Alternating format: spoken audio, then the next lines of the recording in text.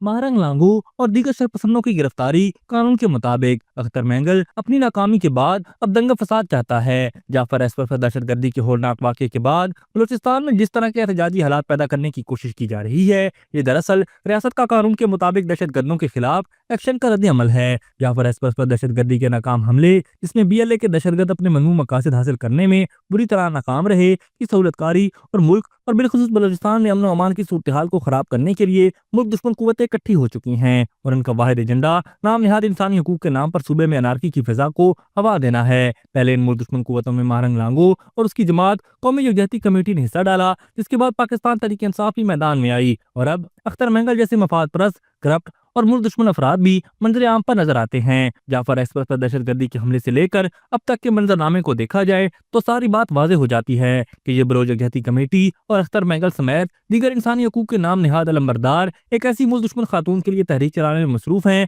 जो गैर मुल्की ताकतों की ईमा पर सरगर्म है, इनसे फंडिंग हासिल करती है और बिलखसूस भारतीय खुफिया एजेंसी से रवाबित रखती है। अख्तर मेंगल और दीगर इंसानी हकूक के अलंबरदारों से पूछा जाए कि क्या दहशतगर्दों की सहूलतकारी करने वालों को खुला छोड़ दिया जाए, क्या सिविल अस्पताल पर हमला करके दहशतगर्दों की लाशों को कब्जे में लेने वालों के खिलाफ कानून हरकत में न आए, और क्या सूबे में मुतहर्रिक बीएलए जैसी दहशतगर्द तंजीम की सहूलतकारी करने वाली खातून को इंसानी हकूक के नाम पर छोड़ दिया जाए। ऐसे तो कल फितना और खारिज के लोग भी एहतजाज शुरू कर देंगे और दीगर दहशतगर्द तंजीमें भी यही रास्ता अपना लेंगी। तो क्या ये लोग मुल्क को बनाना रिपब्लिक बनाना चाहते हैं? महरंग लांगो की गिरफ्तारी बिला जवाज नहीं। पुलिस के मुताबिक महरंग लांगो समेत 150 अफराद के खिलाफ मुर्दा खाने से लाशें जबरदस्ती ले जाने, तशद्दुद पर उकसाने और दीगर मुबैना जराइम के इल्जामात में एफआईआर दर्ज की गई। ये मुकदमा दरअसल सिविल अस्पताल कोयटा के एक मजमूम वाक़े से मुंसलिक है, जहाँ बलोच यकजहती कमेटी के शरपसंदों ने मुर्दा खानों पर हमला किया और इस माह के शुरू में जाफर ट्रेन ऑपरेशन में मारे गए 5 दहशतगर्दों की लाशें निकाल कर ले गए। इसके अलावा महरंग लांगो पर सरियाब पुलिस स्टेशन में 22 मार्च को दर्ज की गई एफआईआर में इंसदाद दहशतगर्दी एक्ट और पाकिस्तान पीनल कोड की मुख्तलिफ दफात के तहत इल्जामात आयद किए गए हैं।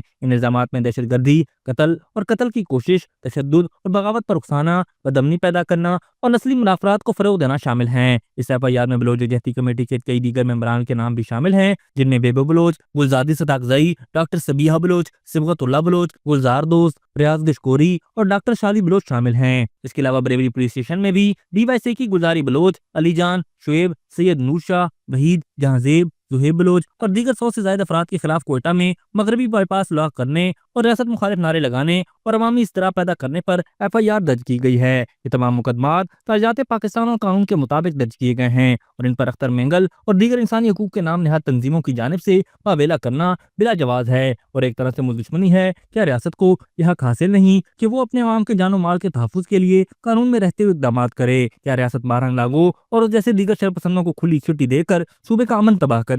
अख्तर मेंगल जैसे मफाद परस्तों और दीगर नाम निहाद इंसानी हकूक की तंजीमों को ये बात समझने की जरूरत है कि कोई भी शख्स रियासत से बालातर नहीं। जो भी कानून तोड़ेगा, रियासत उसके खिलाफ कार्रवाई का हक रखती है। अब अख्तर मेंगल अपना धरना नाकामी के बाद बीवाईसी के साथ मिलकर इंतशार फैलाना चाहता है, ताकि जब कानून नाफिज करने वाले इदारे उसको ऐसा करने से रोकें तो ये रियासत मुखालिफ लोगों के साथ मिलकर उस पर अपनी सियासत कर सके और मुल्क के अंदर और बाहर बैठी मुल्क दुश्मन कुव्वतें इंसानी हकूक का वावेला मचा सकें। पाकिस्तानी कौम इन मुल्क दुश्मन चेहरों को अच्छी तरह पहचान चुकी है और उनकी घटिया और झूठे प्रोपेगेंडे को भी पूरी तरह समझती है।